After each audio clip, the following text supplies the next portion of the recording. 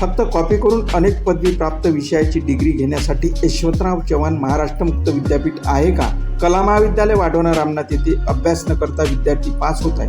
अशा भ्रष्ट शैक्षणिक संस्था बुद्धिवंत विद्यार्थ्यांच्या विचाराची वाट लावित आहेत.